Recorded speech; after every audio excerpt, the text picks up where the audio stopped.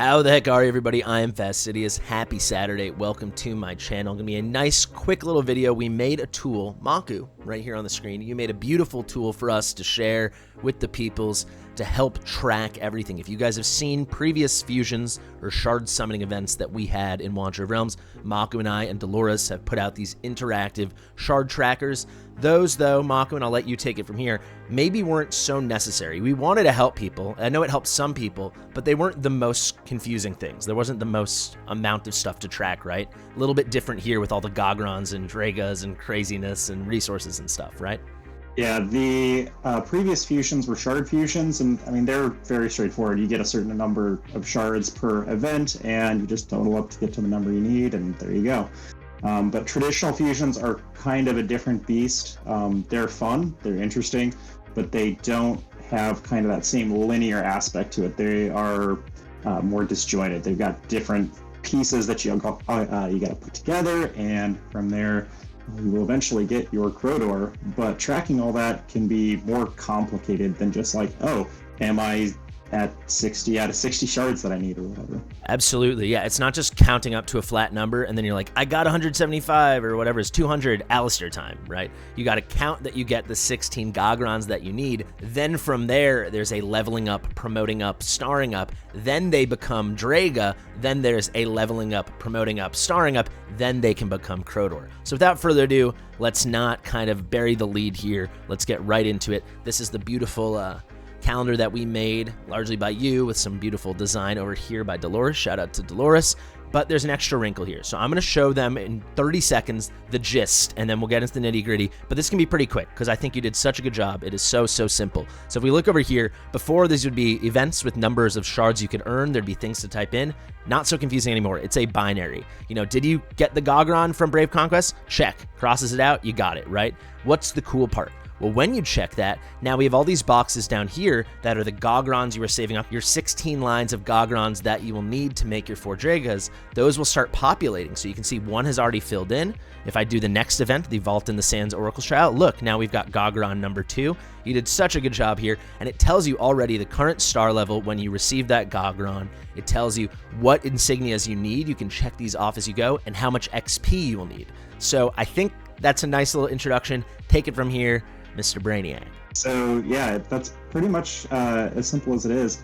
If you wouldn't mind checking off like 10 events just to... Let's do a little, let me do a hypothetical here. Let's say you're the kind of person who doesn't want to do summoning events. And if anyone missed it, you have two different guides. But let's say you just want to skip, you can skip, there's 19 events, 3 summoning events, you need 16 copies. 19 minus 3, if you want to skip the 3 summoning events, you can do it and still get all 16 copies. So let's just say you make it halfway through the fusion, skipping the summoning events. So we'll do the Brave Conquest, the Vault in the Sands, skip the Spiritual Altar, Awakening of Heroes, that's basically hero training, then the Arena event, the Artifact Material Raid event, Brave Conquest, Tales of the Smith, Forgotten Palace Gear Raid 3, Arrival Heroes, we're going to skip that. That's Summoning, Court of Glory, and then again, Awakening of Heroes. Again, that's Hero Training. So that gives us, I don't know if I got to about 10, but it's darn close. It is exactly 10. Yeah. So take it away. So from here, essentially, you know that you already need to level up your Gograns, you need to promote them, and all of those are going to get fused into a Drayga. So let's say that you are starting your first one. You are now leveling them up. They've made 4-star, and you made them 4-star promotions. So you can kind of just track it in there. You can change the numbers actually under the current star. Oh, cool. Okay, so let me pretend I was doing this. You tell me if I'm doing it right. So let's say this is how he starts off.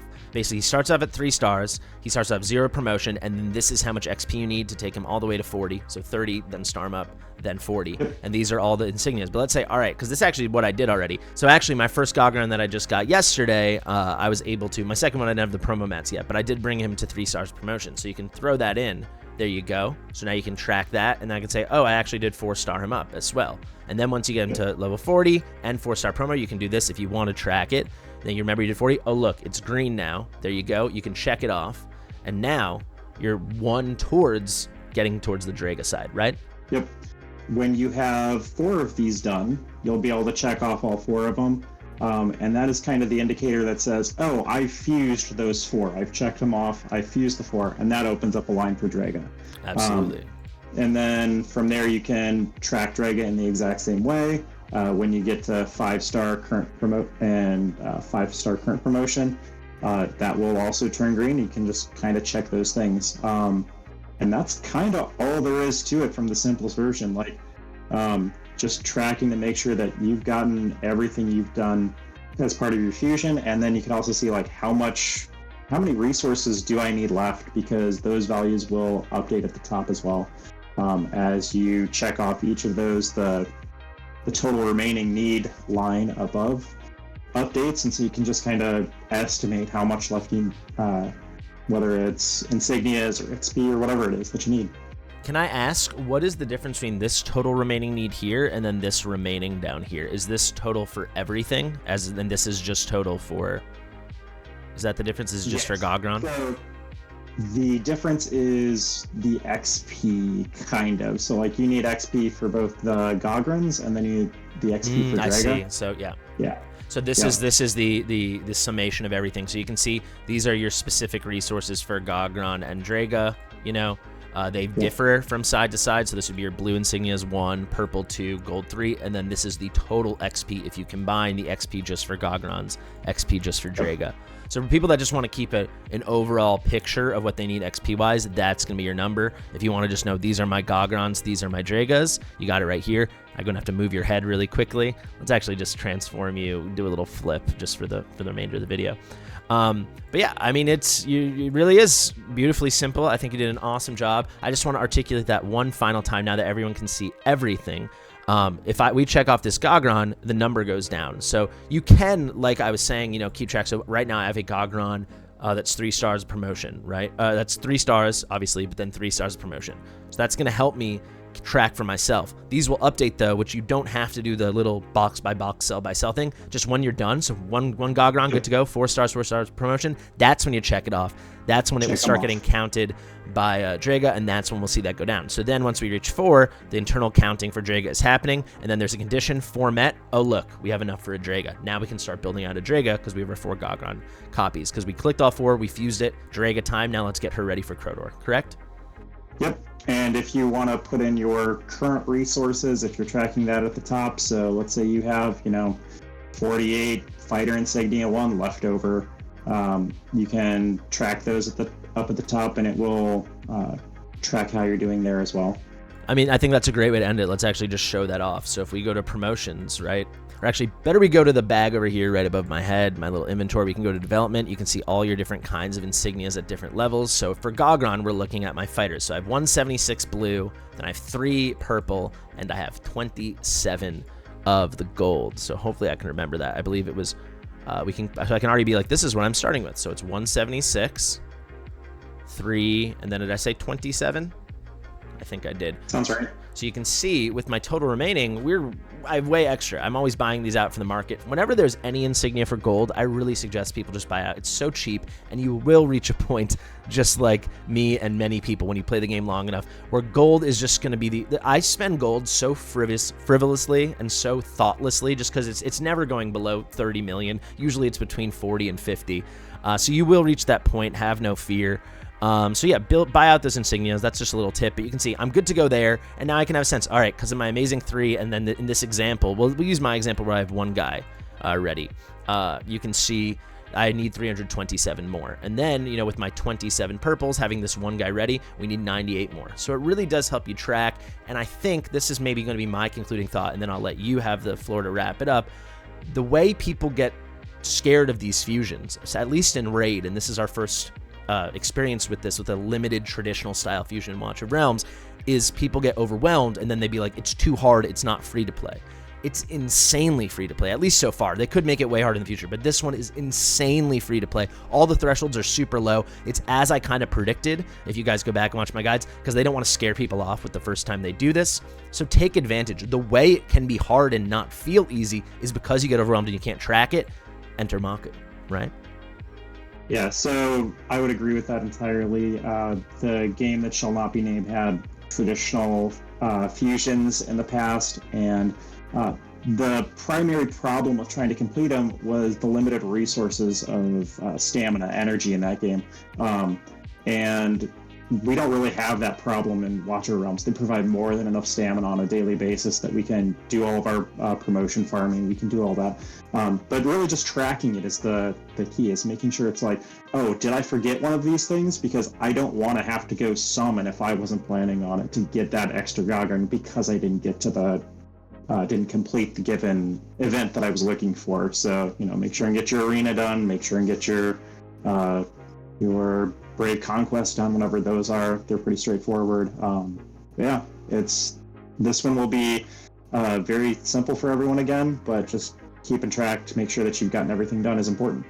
All the complexity that's going to come from this fusion, as you're touching on, is just the extra steps, because it's not just hitting that number, it's hitting that number and then having the resources prepared or farming up the resources to then get everything ready. So there are extra steps, and it is freaking annoying. I know a lot of people do prefer those shard summing events, but it's just as easy. Like, take our word for it. If you need this, it will be in the top pinned comment, the link in the description. Enormous thank you to you, Maku. It's as simple as this, guys. We have instructions right here above my head, how to use.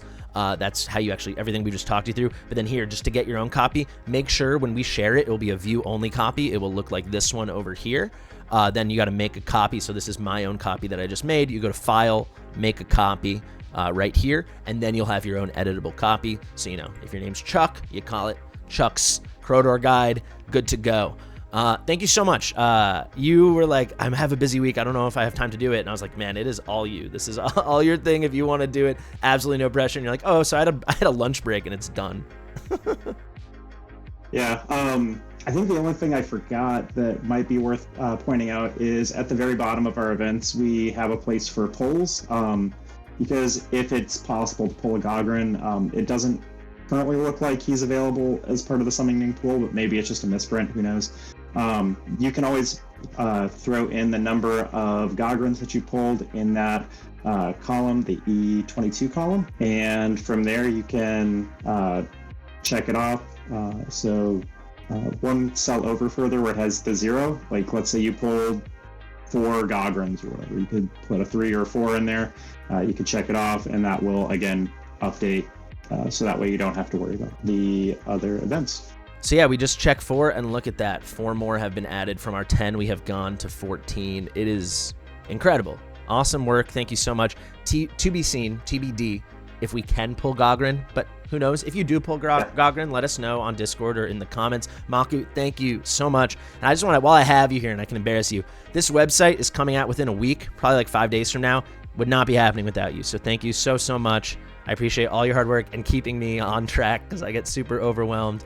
So thank you, sir. Guys, thank you so much for watching. Feel free to thank Maku in the comments if you choose to use our guide. Otherwise, great luck with the Krodor Fusion. This one really is a don't miss.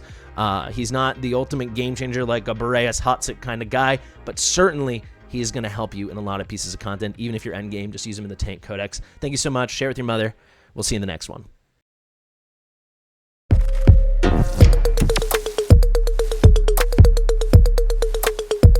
Fastidious.